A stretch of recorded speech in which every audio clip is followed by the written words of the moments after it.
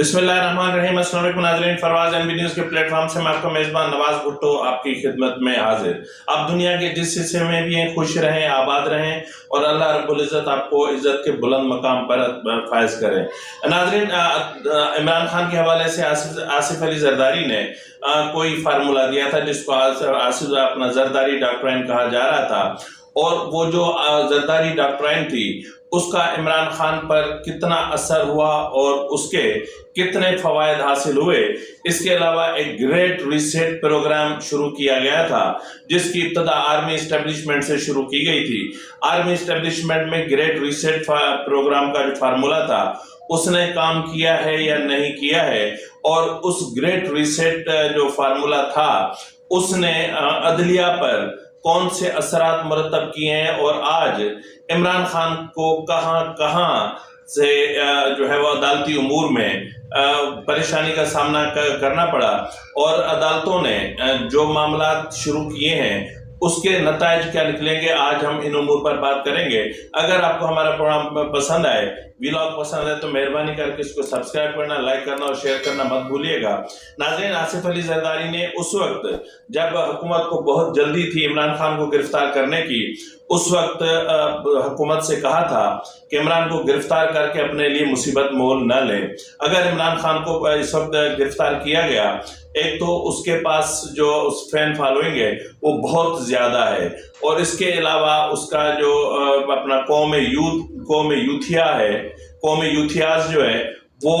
बहुत ज्यादा है, यानी कौम इमरानडू जिसको कहते हैं उसको वो बहुत ज्यादा है। और उसको जब तक हम नहीं तोड़ते, यानी जब तक हम इमरान खान को उसकी औकात में नहीं ले आते, तब तक इमरान खान को गिरफ्तार न किया जाए। और इस हवाले से उन्होंने कहा था कि इमरान खान को इस कदर उलझा दो, इस कदर फंसा दो कि इमरान खान अदालतों से बाहर निकलकर और कोई भी पॉलिटिकल एक्टिविटी न कर सकें। तो उस डॉक्ट्राइन पर जिस तरह काम हुआ, और फिर इमरान खान के अपने करतूत ही कुछ ऐसे थे कि मुकदमात पे मुकदमात बनते गए, यहाँ तक के 9 मई हो गया, और यहाँ तक कि जो है वो साइफर का मामला उठ सामने आ गया, यहाँ तक कि तोशाखाना केस और अल-कादिर ट्रस्ट केस और फॉरेन फंडिंग केस, यानी ऐसे ऐसे केसेस बने कि जिन्होंने इमरान खान को शदीद परेशानी का शिकार कर दिया। नाज़रीन, इस वक्त जो अपना ग्रेट रीसेट प्रोग्राम जो प्रोग्राम का जो फार्मूला इस्टेब्लिशमेंट ने शुरू किया था, जिसकी इब्तदा आर्मी इस्टेब्लिशमेंट से की गई थी, ये कहते हुए कि इस फार्मूले के तहत जो इस्टेब्लिशमेंट है वो गैर सियासी रहेगी, और अगर पाक फौज के अंदर कहीं से भी कोई पॉलिटिकल एक्टिविटी का कोई मामला सामने आया तो उसके नतायज सख्त निकलेंगे। अब ये जो ग्रेट रीसेट डॉक्ट्राइन थी, अपना फार्मूला था, उसने इस्टेब्लिशमेंट के अंदर तो कोई असर नहीं किया। आज भी इस्टेब्लिशमेंट के अंदर इमरानडूज की तादाद बहुत ज्यादा मौजूद है, और आज भी फौज तकसीम है इमरान खान के मामले पर और नवाज शरीफ और शहबाज शरीफ के मामले पर, यानी इस्टेब्लिशमेंट मुकम्मल तकसीम है। इस मतलब हैरत होती है कि मतलब इतना सब कुछ किए जाने के बावजूद भी chief of army staff general Asim Munir फौज के अंदर जो मामलात हैं उनको दुरुस्त नहीं कर पा रहे। तो हम यही फार्मूला जो है वो अदलिया में, यानी ग्रेट रीसेट का जो फार्मूला था वो अदलिया पर भी अडॉप्ट किया गया, और अदलिया में भी जो है वो रीसेट शुरू किया गया, क्योंकि अदालतें जिस तरह इमरान खान के लिए होलसेल की दुकानें खोलकर बैठी हुई थी, उनके मुकदमात को धड़ाधड़ सुना जा रहा था। एक एक दिन में 25-25, 18-18 मुकदमात में 18 मिनटों में उनको जो है वो जमानतें दी जाती थी। ये भी हमने देखा कि अदालतों ने ऐसी भी जमानतें दी कि जो मुकदमात दायर होंगे मुस्तकबिल में उन पर भी जो है वो इमरान खान को जमानत दी गई। ये नाइंसाफी की और अदालती कत्ल की इंतहा थी। तो बहरहाल इस वक्त जो अदालतों में इमरान खान के लिए फैसलों की जो होलसेल की दुकानें थी और वो तो बंद हो चुकी हैं, तहम जमानतें फिर भी उनको कहीं ना कहीं किसी ना किसी जो है वो स्टोर से मिल जाती हैं। तो जबकि इस वक्त अदलिया मुकम्मल तौर पर जो है वो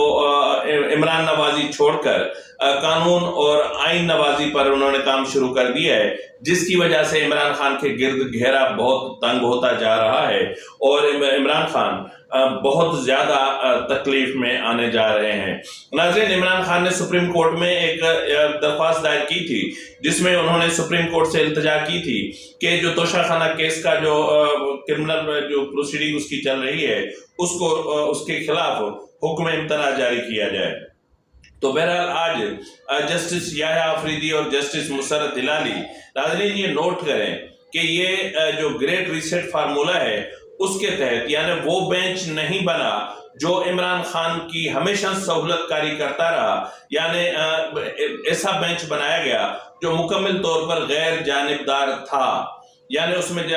جسٹس مسرت ہلالی صاحبہ اور جسٹس یحییٰ آفریدی، یعنی یہ وہ لوگ ہیں جو باعث بک چلتے ہیں۔ ان کے لیے عمران خان ہو یا نواز شریف ہو یا کوئی بھی ہو کوئی حیثیت نہیں رکھتا۔ ان کے لیے اگر کوئی حیثیت رکھتا ہے تو وہ محض آئین ہے، محض قانون ہے، اور وہ باعث بک چلتے ہیں۔ تو بہرحال آج جو ہے وہ اس معاملے پر سب سے پہلے تو جو طوفان بدتمیزی جو پی ٹی آئی کی روایت ہے، ہلڑ بازی کرنا، عدالت یعنی سپریم کورٹ کو بھی انہوں نے اپنے جو ہے وہ پی ٹی آئی کا کوئی زونل آفس، یا جس طرح پہلے supreme court P T I کا سیکٹر آفس اور ہائی کورٹ زونل آفس اور جو ماتحت عدالتیں تھیں وہ یونٹ آفس بنے ہوئے تھے، تو وہ سمجھ رہے تھے کہ ابھی تک سپریم کورٹ ان کے لیے سیکٹر آفس ہے، تو یہ ایسا نہیں ہے۔ آج انہوں نے جس طرح عدالت میں ہلڑ بازی کی اور عدالت اٹھ کر چلی گئی، اور اس کے بعد جب عدالت واپس آئی اور انہوں نے عمران خان اور عمران خان کے وکلاء سے کہا کہ عدالت کا احترام سیکھیں اور سمجھیں، اور عدالت کا جو ڈیکورم ہے وہ بہت ضروری ہے، تو انہوں نے ان سے پوچھا کہ اب آپ بتائیں کہ آپ کیا چاہتے ہیں۔ انہوں نے کہا جی جو district and session court, additional district and session court کے جج ہمایوں دلاور ہیں، وہ فریق ہیں، وہ باعث ہیں، اور ان کی جو اپنا سوشل میڈیا پر یعنی فیس بک پر ان کی پوسٹیں موجود ہیں، اور ہم نے درخواست بھی کی تھی کہ ہمارا مقدمہ کسی اور عدالت میں منتقل کیا جائے، لیکن ہماری درخواستوں کو نہیں سنا گیا، اور یومیہ کی بنیاد پر توشہ خانہ کیس کی سماعت جاری ہے۔ تو انہوں نے کہا کہ جی آپ نے اس حوالے سے تو ہائی کورٹ میں سے بھی رجوع کر رکھا ہے۔ انہوں نے کہا جی ہم نے ہائی کورٹ سے بھی اس حوالے سے رجوع کر رکھا ہے، لیکن ہائی کورٹ میں مختلف درخواستیں ہیں تو اس پر ابھی تک کوئی فیصلہ نہیں آیا۔ تو بہرحال جو ہے وہ عدالت پر اثر انداز ہو کر فیصلہ لینے کی کوشش کی گئی، تاہم جسٹس یحییٰ آفریدی اور جسٹس مسرت ہلالی نے باہمی مشاورت کے بعد پی ٹی آئی کی یہ درخواست مسترد کر دی، اور یہ کہتے ہوئے مسترد کی کہ ہم کسی صورت ماتحت عدلیہ پر اثر انداز نہیں ہوں گے، اور توشہ خانہ کیس کا جو ٹرائل ہے وہ جس اسٹیج پر ہے اس اسٹیج پر حکم امتناع جاری نہیں کیا جا سکتا، جس پر انہوں نے کہا کہ جج صاحب ٹھیک ہے اب نہ کرو، پر اللہ کا واسطہ ہے بولا ایک دن کے لیے ہی حکم امتناع دے دو، ایک دن کے لیے۔ اس پر بھی جو ہے وہ سپریم کورٹ نے کہا کہ ہم ایک دن کے لیے کیا ایک گھنٹے کے لیے بھی ہم حکم امتناع نہیں دے سکتے۔ کیوں حکم امتناع دیں؟ یہ عدالت ماتحت عدلیہ پر اثر انداز ہونے کے لیے نہیں ہے، اور انہوں نے ہائی کورٹ کو ہدایت کی کہ پی ٹی آئی کی جتنی بھی درخواستیں ہیں توشہ خانہ کیس سے متعلق ان سب کو یکجا کر کے سنا جائے۔ اس کے بعد ناظرین معاملہ آتا ہے توشہ خانہ کیس کا، جہاں جو ہے وہ ڈسٹرکٹ اینڈ سیشن کورٹ میں یعنی ہمایوں دلاور صاحب کی عدالت میں سخت حفاظتی انتظامات کیے گئے تھے، اور وہاں پر جو ہے وہ پہلے جو ان کے وکیل ہیں گوہر خان صاحب وہ پیش ہوئے، اور انہوں نے عمران خان کے اپنا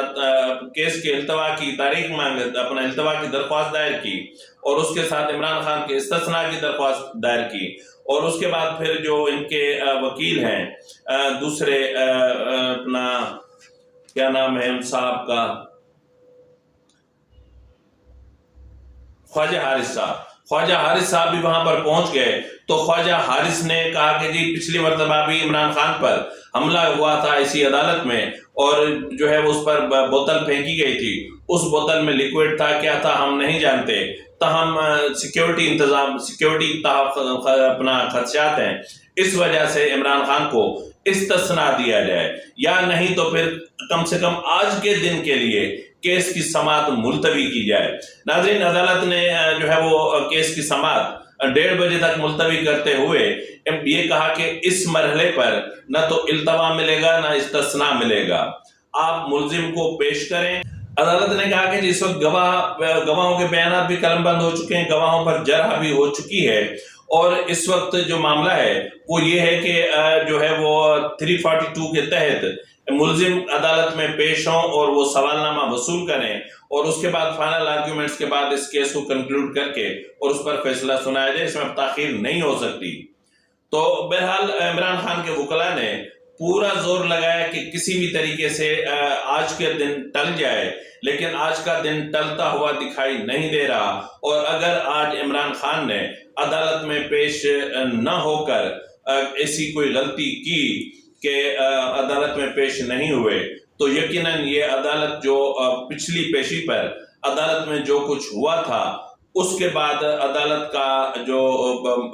उसका ज़ाहिर कंडक्ट है उसमें अब नरमी नहीं रही। यानी पहले जिस तरह भले खा मुलजमानी क्यों ना हो, उनको इस्तिस्ना भी दे दिया जाता था, उनको ढील भी दे दी जाती थी कि खैर है कोई बात नहीं, लेकिन इस वक्त केस जिस स्टेज पर है उस स्टेज पर इमरान खान को रियायत नहीं दी जा सकती।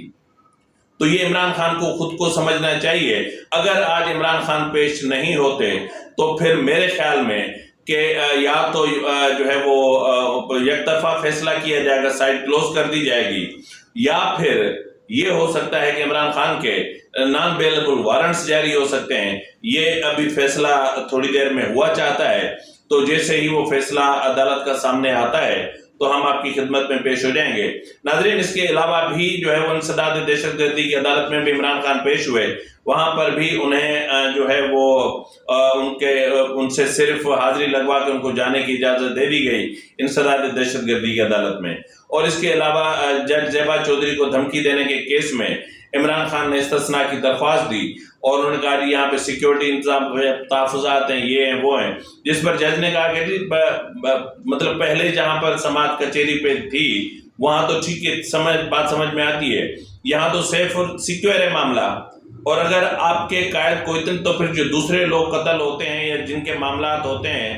तो फिर क्या जब तक हम एक एक मुलजिम को सिक्योरिटी प्रोवाइड नहीं करते तो मुलजमान अदालत में पेश नहीं होंगे। तो मेरे ख्याल में जज साहब जो थे ताहिर अब्बास साहब थे, और ताहिर अब्बास साहब का ने बहुत सख्ती से जो है वो उनसे कहा कि मेरे ख्याल में जहाँ तक मैंने केस की समाअत सुनी थी कि अदालत की कार्रवाई जो है वो उसमें मेरे ख्याल में इमरान खान की जमानत में तोसी कर दी गई है। और इस वक्त नाज़रीन मैंने कहा ना कि अदालतों में इमरान खान इस कदर फंस चुके हैं, इस कदर उलझ चुके हैं कि इमरान खान हो या फिर इमरान खान की जो वकला की टीम है वो हो, उनको पता नहीं है कि कहाँ कहाँ किस किस वक्त पेश होना है। और ये मामलात होने थे, ये वो बीज थे जो इमरान खान ने बोए, और आज इमरान खान को वो बोए हुए बीज काटने पड़ रहे हैं। तो बहरहाल अगर इमरान खान को रिलीफ देना होता, अगर इमरान खान को प्रोटेक्ट करना होता, तो चीफ जस्टिस ऐसा बेंच बनाते जो इमरानदारों का होता, और यकीनन उसमें जस्टिस मज़ार अली अकबर नकवी, जस्टिस मुनीब अख्तर और इस तरह के जजेस होते। लेकिन जिस तरह का जो है वो बेंच बना है, वो बेंच सुप्रीम कोर्ट का, इसका मतलब सीधा सीधा ये था कि इनको समझ जाना चाहिए था कि अब अदालतें शायद अदालतों में मौसम बदल चुके हैं, रुतें बदल चुकी हैं, और जो खिज़ां छाई हुई थी वो ख़त्म हो गई है। अब बहार आ गई है, नए फूल खिल रहे हैं और नए फूलों की नई खुशबू होगी, और फिर जिंदगी एक नए तरीके से आगे बढ़ना शुरू हो जाएगी। और याद है हमें कि जो है वो जस्टिस उमरता बंदयाल ने और जस्टिस काजी फायज़ ने दो फूलों के पौधे लगाए थे। अब ये मैं नहीं जानता कि कौन सा फूलों का पौधा कांटेदार था और किस फूल ने किस पौधे पर फूल लगे हैं और किस पर नहीं लगे हैं, ये चेक करके मैं आपको जरूर बताऊंगा। तो नाज़रीन, इसी के साथ ही अपने मेजबान नवाज भुट्टो को इजाजत दीजिए। फी अमानिल्लाह।